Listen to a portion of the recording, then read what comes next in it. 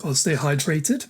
Hello you lovely lot, welcome back to the Max Goodwin YouTube channel and another new video, something hopefully a little bit different coming to you today. In this video we're going to be going through my decisions, my nominations, my recipients of the inaugural end of season Premier League awards. Hopefully this isn't a completely overdone subject. I've seen Football Daily do it. I'm sure all the other big YouTube football channels out there have done it at the moment. Hopefully this is somewhat original. It's probably not, but hopefully it's somewhat. And we've got 9 categories to whack through today, so hopefully we can get through them in fairly good order. I want to keep this video of decent length. As you can probably imagine, I've got categories for which I'll be awarding awards. There'll hopefully be a little jingle that goes above each award section being awarded. And this is based on my personal opinion, the stats behind the success of the players, teams and situations involved, and hopefully we can have a bit of fun with it. Obviously with these 9 categories I want to know what you think as well. Let me know in the comments down below who you think the recipients for each award should be and why. Your reasoning deduction, whatever the word is that Sherlock Holmes would do in the famous books, and hopefully we can have a good discussion about it in the comments. That being said though, let's crack straight into it. And our first category, my big prediction for next season. I'm going to be getting my crystal ball going, hopefully getting a little bit of that mystic mega energy going and making my big bold prediction for next season, the 21-22 season. And obviously I'm a Nottingham Forest fan, I'm a dreamer, just like John Lennon says. I might not be the only one as well. Hopefully this is a fairly good prediction. I'm predicting for my prediction for next season, Nottingham Forest to get promoted back to the Premier League. I know it is an absolute doozy. It's probably a little bit out there, a bit zany. I'm sure some people are thinking, oh, I'm predicting Liverpool to win the Premier League or Man United to win the Champions League or something. Whatever, man, whatever. Nottingham Forest are playing Premier League football in 2023. I can guarantee you that right now. I will come back to this video at the end of next season. If we've not done it, I'll think of something weird to do instead as a forfeit. I'm that confident.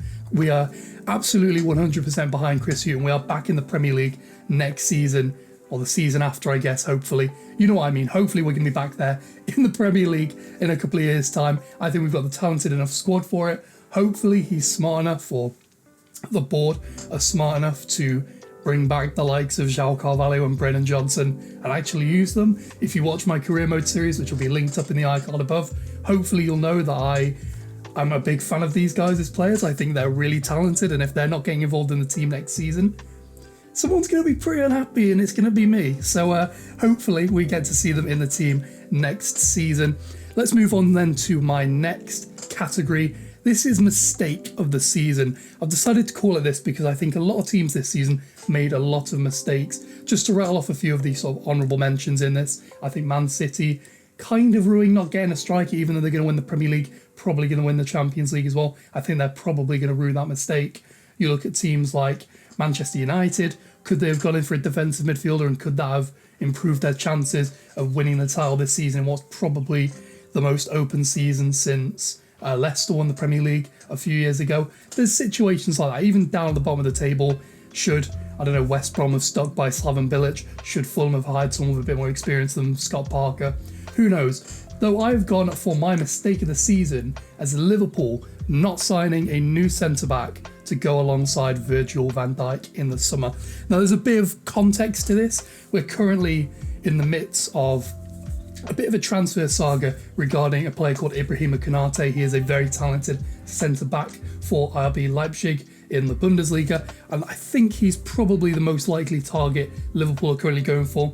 According to The Guardian, they have a £30 million fee, more or less, agreed with Leipzig. I'm not sure if that's a release clause or his actual fee. And according to TalkSport, he's already agreed a 5-year deal with the club to sign with them. Of course, this is The Guardian and TalkSport, not the most reputable of sources, of course, but you know, you got to take it with a little bit of a pinch of salt. I think this would be an exceptional signing, and I think he is a top defender with a lot of potential for the future. Still fairly young, obviously came through the Red Bull sort of school of thought, the Red Bull way of playing football. He knows how to play in a pressing system and to play out from the back, which is obviously quite useful playing under Jurgen Klopp. However, this obviously is the context for having not signed a single defender this season. Joe Gomez pretty much been out for the entirety of the season. Obviously Van Dijk tore his ACL in that match against Everton in the Merseyside derby earlier in the season.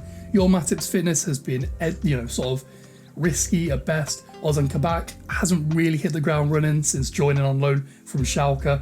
And the only real fit first team defenders that they've actually had for the majority of this season are Reece Williams and Nat Phillips, and Fabinho playing in defence even though he's a midfielder. And to be fair, when I was doing my team of the season video, I wish I'd given a shout out to Fabinho. I can't remember if I did or not.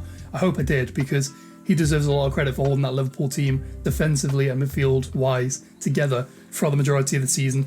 But yeah, that's my biggest mistake. I think particularly in a season like this, while Chelsea were so patchy at the beginning of the season, United have been a bit patchy still. City are only probably going to finish in sort of the mid-80s on points, which, for context, the champions have finished on 90 plus points over the past 3 seasons. I think this season would have been the year Liverpool could have really consolidated a second Premier League title had they had a little bit more defensive coverage. And for that, I decided to name that my mistake of the season in the Premier League this year. Okay then, so the next category we're going to be cracking into is my flop of the season. Now this comes with a bit of pretext. I hate the word flop. I think it's so degrading. It's such a football Twitter-ism. I hate it so much because I hate writing off players. This though has gone to a player who I feel has really flattered to deceive, a player who probably has a lot more to offer, and I think that's more the instance of this award. Less so somebody who's had an awful season as an awful player, more someone who's had a bad season compared to what we would expect them to offer throughout the majority, really, of this campaign. And that player is Rihanna, Brewster from Sheffield United. A little bit about him. He obviously came through the Liverpool Academy, having joined from Chelsea as a youngster. Had a really productive loan spell at Swansea City in the Championship over the course of the back end of last season, scoring 10 goals in 20 games for the Swans. He has since joined Sheffield United for a fee of around £25 million, I believe, alongside Sander Berge, a club record. Don't hold me to it, but I think it's around a club record. So a fairly expensive fee for a young player. And I'm just going to rattle up a few of the stats, unfortunately, for young Reuben Brewster this season. 0 goals in the Premier League this season. And if you delve deep on that, 1.8 shots, 0.5 shots on target, and 0.13 expected goals per 90. It does suggest that he should probably have at least 2 or 3 goals from expected goals, which obviously is a metric basing probability upon how likely a shot is to be converted by the player in the circumstance past the goalkeeper. However, I think it's quite interesting to note that he really hasn't hit the ground running. However, Reuben Brewster has a lot to offer, and here's why. The young man is still very young, of course, extremely active in his pressing as well, averaging in the top 15% of pressures across all of Europe's leagues covered by FBref and StatsBomb for players as forwards. Now that may not mean a lot to you, but for me, I think that's a really, really useful quality to have. If he never becomes a prolific 20-goal-a-season striker, he can at least be a nuisance for, I would imagine, probably like at least a mid-table Premier League side. I feel like a Southampton or a Brighton really would have a lot of use out of a player like this, who's aggressive, who's a good presser, somebody who can run the channels well, somebody who's extremely active, extremely energetic as a forward. I think that's a really useful quality. Look at someone like Che Adams for Southampton, who doesn't score a lot of goals. He only got 4 or 5 goals last season, about 7 this season. But we know he's a quality forward because we know he presses well. We know he works really well in his link-up play alongside Danny Ings. And I think if they were ever to lose someone like Che Adams or look to replace him, I don't think Reuben Brewster would be an awful suggestion for that position. I think next year, Sheffield United, if I was Sheffield United, I would look to keep him. I would look to really build on him next season, see who the head coach is going to be, and try and put some faith in him. I think him and Ollie McBurney are definitely very useful players in the Championship. If at worst he's a Championship player, I don't think that's necessarily a bad thing because it's a particularly competitive league at the moment. However, I do think his ceiling is a lot higher than what this season suggests. Therefore, unfortunately and regrettably, Reuben Brewster is my flop for the 2020-21 Premier League season. Okay then, so next up we are going for goalkeeper of the season. As you can probably imagine if you watched my team of the season video, which again will be up in the iCard hopefully, then you will know who I've gone for in this position. It is of course the Argentine maestro between the sticks, Emiliano Martinez. Got his name wrong there. Emiliano Martinez from Aston Villa, a player who I must say has completely blown up my expectations from this season. Arrived obviously from Arsenal for a fee of around £20 million. I believe it was an undisclosed fee, but we believe sort of in that £20 million ballpark. And over the course this season has just been so consistent, so solid between the sticks, and just so good, like really good. Obviously he had that spell between the sticks for Arsenal at the back end of last season due to the injury to Bernd Leno and Runarsson being pretty bad, I believe. He was pretty good though, had a really good stint in the back end of the season, obviously helped them win the FA Cup and was, arguably one of the most important players in that run through to the FA Cup final for Arsenal. He then obviously joined Aston Villa and has gone on to keep 15 clean sheets in his debut campaign, the most for an Aston Villa player in goal throughout their entire history in the Premier League. This is even included back in the days when we were playing 42 games in a Premier League season. Obviously, this guy's a real deal. He's the real deal here. Had a fantastic season. I'm just going to read off a couple of the other stats that I've got from here. Concedes around 1.09 goals per game. I think he's conceded 43 in his 37-38 games this season. So he's averaging just over a goal conceded per game. And obviously those 15 clean sheets in the process. Exceptionally talented as a goalkeeper. He's been helped a lot from what has been a very underratedly solid Aston Villa defence. Matty Cash, Ezri Konsa, Tyrone Mings and Matty Target. The four of them have really stuck together and created a really solid defensive unit. Actually a really underrated defensive unit, as I mentioned just there. And I think he's been a real candidate for player, not just goalkeeper of the season, but player of the season and possibly even signing of the season.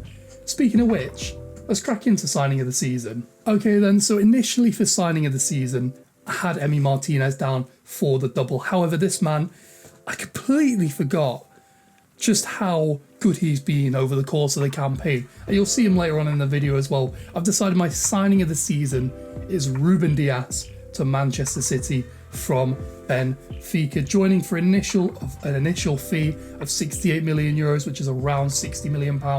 I believe Man City's record signing, not too sure. It could still be Kevin De Bruyne. I'm pretty sure it might be. But he's in there. He's in there in one of their top signings.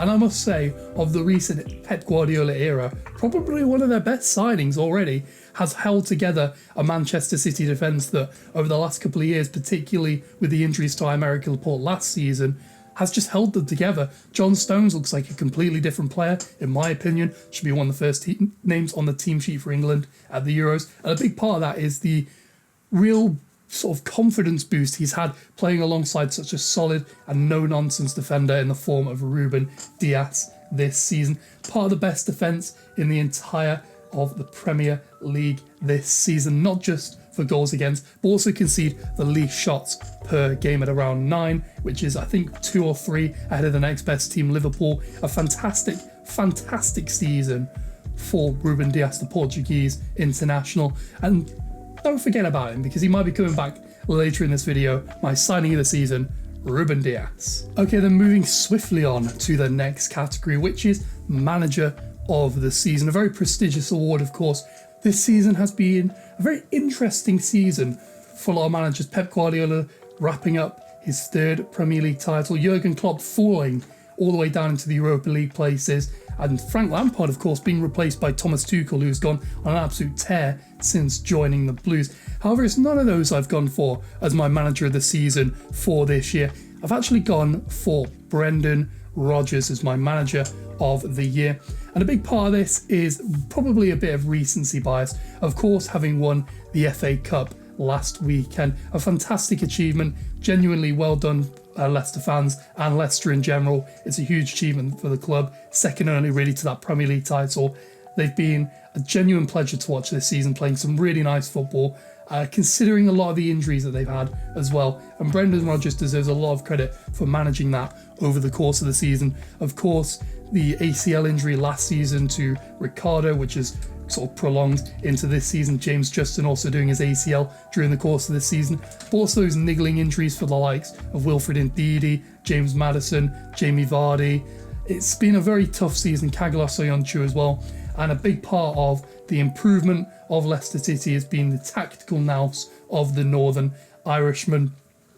Currently, they're not quite on track for that top 4 finish that I was doing to predict when I was writing the script for this one. However, I still think even 5th place or 6th place Europa League football and an FA Cup this season really signifies a very successful season for the Foxes, considering the injuries that they've had throughout the course of the season. It definitely isn't a slight on them that if they do miss out on the Champions League, because I do think you should all agree that Man City, Man United, Chelsea and Liverpool are better teams on paper than this Leicester City team, particularly with the injuries the Foxes have suffered from this season. And just all round a very successful season. I think Brendan Rodgers deserves a lot of credit for that. So my manager of the season this year is Brendan Rodgers of Leicester City. Okay, then we're just going to be wrapping through the final 3 awards of the season coming up. Firstly, my over 32 player of the season. This was originally going to be called the OAP of the season, but it seemed a bit offensive. And I wasn't sure what age to go for at this category, 30, 32, 35 plus. It was a tough one. In the end, I settled on 32 plus. I feel like that's a good category to deem a player more in their twilight years. And for this award, I've gone for Tiago Silver for Chelsea. Big reason for this is probably because without him, this Chelsea team would be nowhere near the Champions League places and probably nowhere near the Champions League final over the course of the season. I think his relationship with Thomas Tuchel since his arrival at the Blues has been pivotal to their success. You can just see that he is the on-the-field leader for this team, particularly in defence, where vocally Kurt Zouma, Andreas Christensen, Antonio Rudiger, not particularly vocal players, having that vocal presence at the back of your defence is quite important. Obviously, he's taken a little bit of a step back. He's 36, he's 37 in September. Understandably, the guy's not really at his absolute best, but he's still holding this defence together in what has been a real transitional year for this Chelsea team that is still bound to deliver some form of success. So I've gone for my over 32 OAP of the season as Tiago Silver.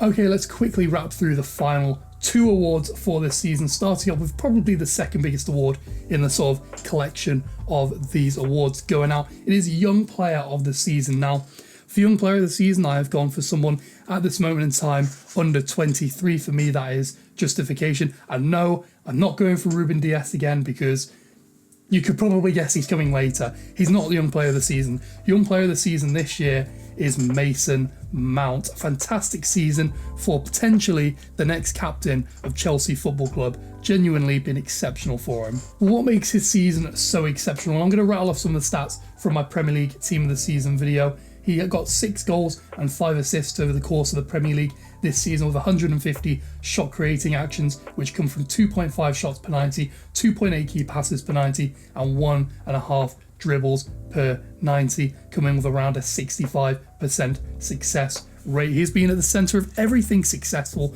for this Chelsea team this season. You can make the argument that maybe someone like N'Golo Kante or Tiago Silver, who I mentioned earlier, are the most important players in that team. I would say it's Mason Mount. Much like Bruno Fernandes at Manchester United, he's the one who sets the tempo. He's the one, when he's on it, everyone else is on it. He's the one who's pressing. He's the one who's leading from the front, being aggressive. I believe he leads the league, or is certainly high up in the league, for pressures, coming up to around 20 pressures per 90, which is elite, especially considering he's played under 2 different managers, although, fairness, Frank Lampard's team, a very good pressing team, as is Tuchel's. But all in all, just a very successful on the field and off the field season for Mason Mount. Off the field, I mean under the hood. When you look at the stats, when you really look at the nitty gritty of what is an extremely talented player, and for my money, probably one of the first names on the team sheet for England at the Euros this summer. Fingers crossed he can have as much of an impact as he has for England as he did for Chelsea this season. My Young Player of the Season, Mason Mount. Okay then, so that leaves us with just one award left to give out this season, and it is the big one. Max Goodwin's Premier League Player of the Season, the first inaugural Player of the Season, I should say. Very prestigious award. I've gone in that position for Reuben Diaz. I have been mulling this over for the last 2 weeks at least since I sort of conceptualized this video and started writing the script for it. It was initially Harry Kane. However, his injury at the back end of the season that sort of coincided with a little bit of a dip in form since kind of the last couple of match weeks has overtaken Reuben Diaz, or Reuben Diaz has overtaken in that position for Player of the Year this season. That's no slight on Kane, of course, on track to be the top goal scorer and top assister in the Premier League this season, the first player ever to do so in Premier League history, which, in fairness, is a very successful thing, an incredible thing. But this is by far not his best season. His best season was probably 17-18 when he got 30 goals in the Premier League. 22 goals, 13 assists, something like that. It's impressive, don't get me wrong, but Reuben Diaz has transformed this Man City team. He has given them a real confidence, a bit of a swagger, and as much as I would like to say that you could take Kane out of Tottenham and he would make a difference, I agree, he is one of the most important players in the Premier League for his team. But Reuben Diaz, without him, there's no way Man City will win the Premier League title this season. I just don't think that defensively they would have had the quality to have done so. Obviously a part of the best defence in the league, and that's the most underrated thing of this Man City team this season, how good defensively they've been. We associate Pep Guardiola and his teams with fluid football, attacking impotence, good goals, good creation of chances, and overall just very attacking football. However, the defensive shift to this team, and a lot of credit does to go, deserve to go to the likes of Zinchenko, Stones, Cancelo, Walker, Rodri, Fernandinho, of course. But Reuben Diaz is at the heart of that, and I think he is potentially being the best player in the world this season. Is that bold? Is that bold to say that? Maybe not best player in the world this season. Definitely the best defender in the world this season, though. I can't look past it. There's no one else who's been as important to their team as Reuben Diaz. Therefore, he is my Premier League Player of the Season for the 2020-21 season. Hopefully you enjoyed this video. I really hope you did. I've put a lot of effort into this over the last couple of weeks, writing the script, getting all the graphics sorted. Hopefully you enjoyed the little award ceremony graphics that have sort of displayed over the top of the video as well at times. I really hope you've enjoyed it. As I say, it's taken a lot of work to get this out last couple of weeks, and hopefully next week I'm going to be looking at getting out my reaction to my Premier League predictions, my Premier League table predictions from earlier in the season, a video that's nearly a year old now, came all the way back at the beginning of the channel, and my intention is to get out my reactions to that in the next sort of week or so, hopefully. With that being said though, if you did enjoy this video, don't forget to drop a like down below and subscribe to the channel, turning on notifications so you don't miss a single video. Of course, content, as I've been saying for a while, has been doing really well recently, and that is the best way in which you can show support.